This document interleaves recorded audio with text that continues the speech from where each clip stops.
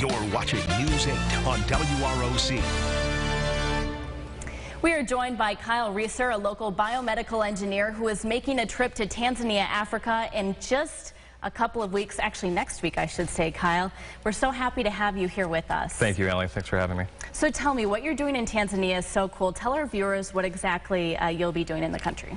So at the end of next week, my friend Chris Conlon and I are traveling to Musoma in Tanzania, which is in the northern part of Tanzania on the shores of Lake Victoria.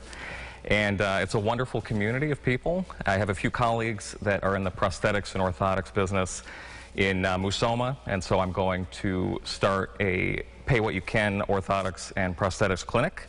We're going to donate several lower limb prosthetics to children in need. We're going to 3D print upper limb prosthetics for a young girl. And we're going to have a food party for 150 local members of the community. Wow.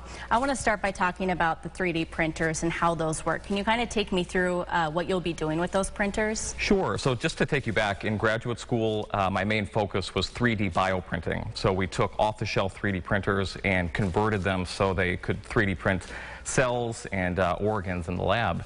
And that kind of spurred getting interested in 3D printing prosthetic devices. In the U.S., prosthetic devices can run $10,000, $20,000, $30,000.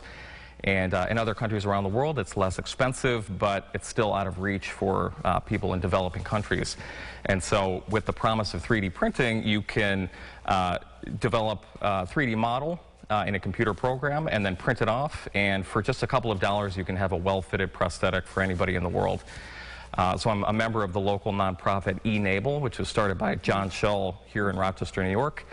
It's got members all over the world, and through eNable, I have traveled in the past to Tanzania to do 3D printed prosthetics. That is so cool. What is the reaction like when you're there providing these prosthetics?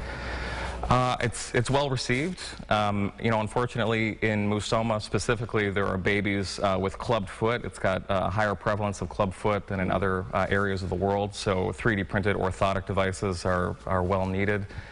And for want of $600, sometimes a child can grow up with one or no legs because they can't get a prosthetic device. So going just for a couple of dollars, we can produce a life-changing prosthetic for these children.